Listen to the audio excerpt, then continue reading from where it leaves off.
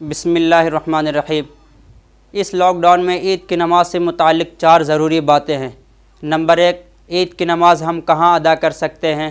Number 2، عید کی نماز کی ادائیگی کے صحیح ہونے کے لیے کتنے آدمیوں کا ہونا ضروری ہے۔ نمبر 3، عید کی نماز کی نیت ہم کیسے کریں۔ نمبر 4، عید کی نماز کے بعد جو خطبہ دیا جاتا ہے آیا اس خطبے کا دینا ضروری ہے، یعنی جب ہم اس خطبے کو دیں گے تبھی ہماری عید کی نماز صحیح ہوگی یا اس کے بغیر بھی ہماری عید کی نماز صحیح ہو سکتی ہے۔ نمبر 1، عید کی نماز ہم کہاں ادا کر سکتے ہیں، تو عرض ہے کہ عید کی نماز کی ادائیگی کے لیے بھی وہی شرائط ہے جو جمعہ کی نماز کے لیے شرائط ہے، یعنی جہاں جمعہ کی نماز قائم ہو سکتی ہے یا قائم پہلے سے ہوتی تھی، پہلے سے ادا ہوتی تھی، وہی عید کی نماز قائم ہو سکتی ہے۔ لہٰذا پہلے سے اگر جہاں جمعہ کی نماز نہیں ادا ہوتی تھی، عید کی نماز ادا نہیں ہوتی تھی، اگر وہاں پر لوگ ادا کرنا چاہیں عید کی نماز تو ان کی عید کی نماز صحیح نہیں ہوگی۔ دوسری بات، عید کی نماز کی ادائیگی کے صحیح ہونے کے لیے کتنے آدمیوں کا ہونا ضروری ہے، تو عرض ہے کہ امام کے علاوہ 3 آدمیوں کا ہونا ضروری ہے، یعنی امام کو لگا کر کے 4 آدمیوں کا ہونا ضروری ہے۔ اگر کوئی گھر والے 2 آدمیوں کے ساتھ عید کی نماز پڑھنا چاہے تو ان کی عید کی نماز صحیح نہیں ہوگی، 4 کا ہونا ضروری ہے۔ اب جب ہم گھر میں عید کی نماز ادا کریں گے تو جو گھر میں افراد ہیں جن کے قرآن اچھے ہیں وہ امام بن جائیں گے، وہ نماز پڑھائیں گے۔ یاد رہے کہ گھروں میں جو عید کی نماز ادا کریں گے تو یہ وہ لوگ ادا کریں گے جہاں پہلے سے عید کی نماز ادا ہوتی تھی، پہلے سے جمعے کی نماز ادا ہوتی تھی۔ اگر پہلے سے جہاں عید کی نماز ادا نہیں ہوتی تھی، جمعے کی نماز ادا نہیں ہوتی تھی، وہاں اگر عید کی نماز ادا کرنا چاہے تو ان کی عید کی نماز صحیح نہیں ہوگی۔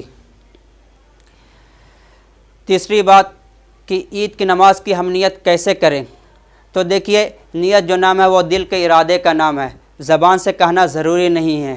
اس کے باوجود اگر ہم زبان سے کہنا چاہیں تو مختصر طور پر اردو میں اس طرح کہہ لیں، جو امام ہوں گے وہ اس طرح کہیں گے کہ میں نیت کرتا ہوں عید الفطر کی امامت کی 6 واجب زائد تکبیروں کے ساتھ، اللہ اکبر۔ مقتدی کے لیے بھی یہی ہے کہ ان کے لیے بھی زبان سے کہنا ضروری نہیں، دل سے ارادہ کر لے تو کافی ہے، لیکن اگر وہ بھی کہنا چاہے تو مختصر طور پر اس طرح کہہ لے کہ میں نیت کرتا ہوں عید الفطر کی اس امام کے پیچھے 6 واجب زائد تکبیروں کے ساتھ، اللہ اکبر۔ باقی یہ جو کہا جاتا ہے کہ منہ میرا کعبہ شریف کے طرف واسطے اللہ کے، تو آلریڈی منہ میرا کعبہ شریف کے طرف ہی ہے اور اللہ ہی کے لیے پڑھ رہے ہیں، تو لہٰذا اگر ان الفاظ کا نہ بھی کہے تو ہماری نیت صحیح ہو جائے گی۔ اب یہ ہے کہ امام جب اللہ اکبر کہیں گے تو مقتدی بھی اللہ اکبر کہیں گے، اس کے بعد ثنا پڑھیں گے، ثنا پڑھنے کے بعد امام اللہ اکبر کہیں گے، ہاتھ اٹھائیں گے، پھر چھوڑ دیں گے، مقتدی بھی ہاتھ اٹھائیں گے، چھوڑ دیں گے، پھر دوسری تکبیر کہیں گے تو چھوڑ دیں گے، پھر جب امام تیسری تکبیر کہیں گے تو تیسری تکبیر کہنے کے بعد پھر ہم نیت باندھ لیں گے۔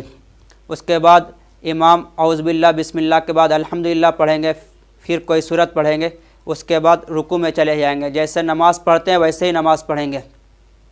پھر جب دوسری رکعت کے لیے اٹھیں گے تو امام سورہ فاتحہ کے بعد کوئی سورت پڑھیں گے، اس کے بعد اللہ اکبر کہیں گے، تو ہمیں رکوع میں نہیں جانا ہے بلکہ ہاتھ یہاں تک اٹھانا ہے۔ پھر جب دوسری تکبیر کہیں گے تو پھر ہاتھ اٹھانا ہے، پھر جب تیسری تکبیر کہیں گے تو پھر ہاتھ اٹھانا ہے، چوتھی تکبیر میں پھر رکوع میں چلا جانا ہے۔ تو اس طریقے سے ہم اپنی نماز کو پوری کریں گے۔ 2 رکعت کے بعد سلام پھیر دیں گے، دعا ہو جائے گی۔